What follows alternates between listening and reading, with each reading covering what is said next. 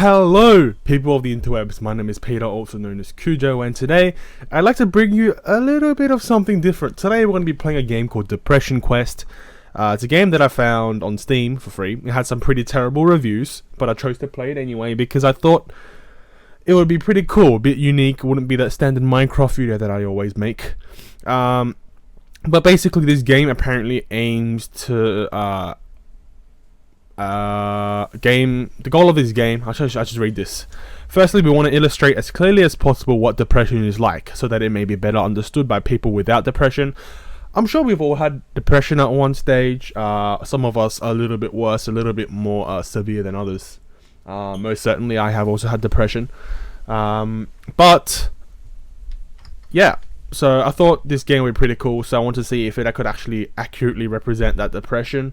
Maybe similar symptoms that I went through, or if it's just a total flop of a game and it gives me depression from playing it because it's that shit.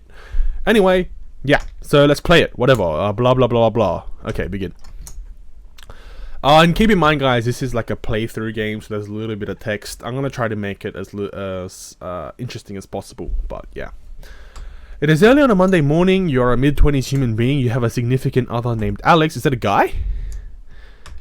Am I a girl? What the fuck? Oh, it's a she. So, okay. Alright, okay. So, she's my girlfriend, but she's called Alex. That's totally cool. You know, I actually like people who have names like that. Oh, wrong way. I should probably go back. I think my 3 favorite names are like really weird names. It's like, one of them's Amy. One of them is Josephine. I don't know. I'm just rambling now, but yeah. So, basically, I have a girlfriend called Alex. Seeing for the past few months. The rest of their social circle is friends and acquaintances, blah blah.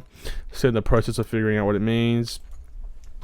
You're one of the few people you know whose parents never got divorced, but you do wonder if they still love each other sometimes. So they've got a pretty dodgy relationship. They care about you. They're not bad people, but you feel like a big disappointment sometimes. Okay.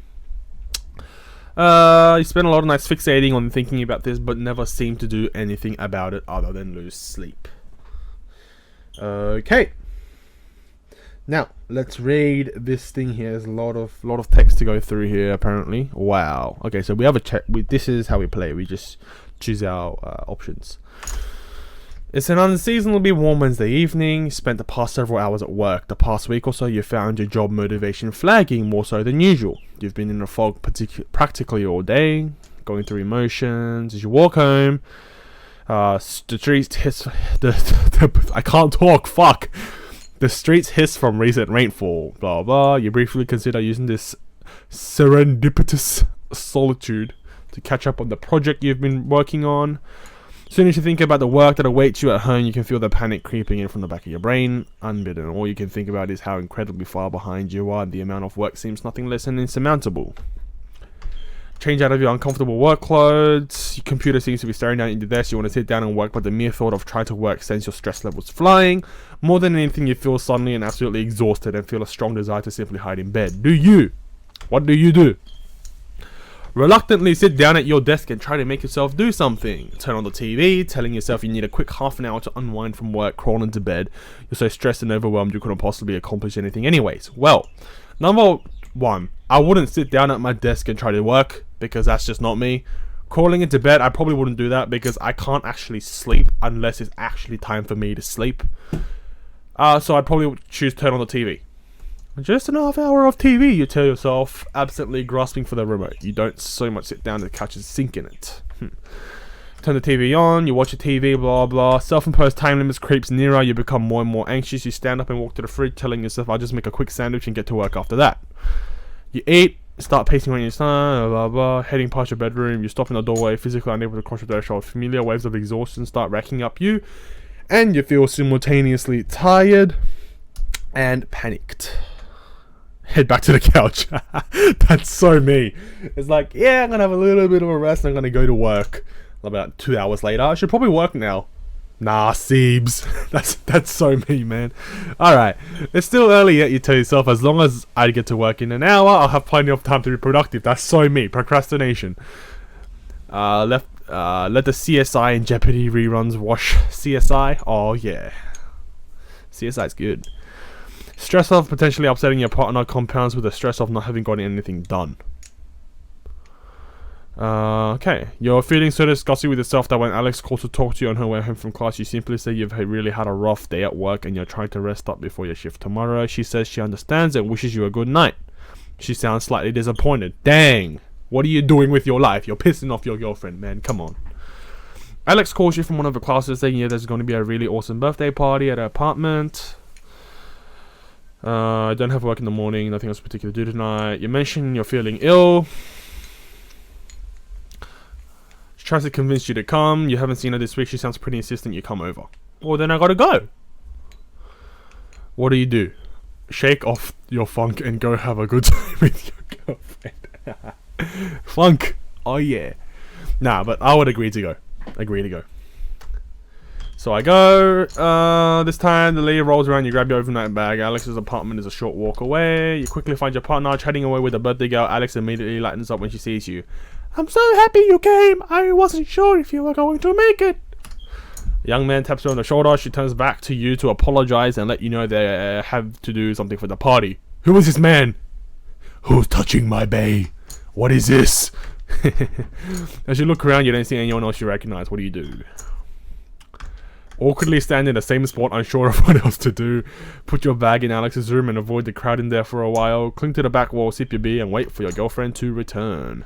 Proceed to drink in earnest, hoping it makes you less uncomfortable. I'll probably do number 2. That sounds like me. Everyone else is the party section off in smaller groups. The birthday girl turns to you and thanks you for coming. You chat with her for a little until she approached by other friends. She introduces you to them. You have very little in common. They're still friendly, albeit a little bit drunk, and ask you about your life and do their best to include you. You actually start to relax a little, but feel slightly excluded when you're the only one who misses an inside joke about someone's professor. At the end of the night, you fall asleep with Alex. She thanks you again for coming half drunk. She confesses that she thought you were going to flake out and was pleasantly surprised that you managed to come out. She says it lovingly, but you're not quite sure how you feel about that statement. Oh, what's this? You are very depressed. You spend a large amount of time sleeping, hating yourself, and you have very little energy or motivation. You are not currently seeking a therapist. You are not currently taking medication for depression. Okay. Oh, is that there for? Oh, that's there for all the things. Okay. It's a little afternoon on a muggy Sunday. Your mother has come over for a surprise visit, claiming loudly that she doesn't see you enough, so she decided to invite herself over. Oh yeah, that's totally cool, you know, just be like, oh yeah, I'm just gonna rock up to my son's house and, you know, just chill, don't even tell him I'm coming. No, I'm just kidding. There's nothing wrong with that. Or is there? Anyway, I'm being inspected, so what's going on with you lately? She asks abruptly. Taken somewhat aback by this left fielder, you tell her you're not sure what she means. She repeats the question, saying that you haven't seemed like yourself lately. She gestures to the dirty dishes piled in the sink and notes the fact that you haven't called or visited in a while. Dirty dishes piled in the sink? Are you serious? That sounds completely like me. That sounds absolutely like me.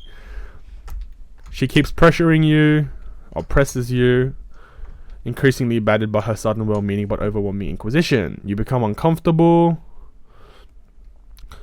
You wish you could tell your mother these things, but she hasn't been approachable about negative emotions in the past. She's the kind of person who holds the opinion that the solution to any problem is to simply try harder and maintain a positive attitude.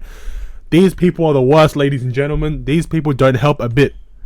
When I was going through my problems, I actually had a friend who did this. I'm not going to mention their name. He or a she. Or it. But yeah, I know they meant it all in good, all meant it in good, good spirits and stuff. But shit like this doesn't help. It's like, oh, you have to try harder, bitch. I'm already trying harder. What the fuck? What else do you want me to do? You know what I'm saying? Anyway, let's not get sidetracked. What do you do? Try to be honest with her anyway. Tell her that everything is fine and thank her for asking. Well, if I try to be honest, she's just gonna piss me off. Change the subject? No, that's just super awkward. Tell her that everything is fine. Okay, I'm okay, Mum, really, thanks for worrying about me. Your mother looks at you from across the room with furrowed brows, and you wonder if the tone in your voice was the least bit convincing. She slightly opens her mouth as though she was about to say something more, but instead she digs through her purse for her cell phone, having apparently decided against it. Well, as long as you're okay, honey, her voice trails. As your mother returns to what amounts to more or less small talk, you realize that this part of the conversation has happened a lot recently. Someone will express concern for you or ask if you're okay out of seemingly nowhere.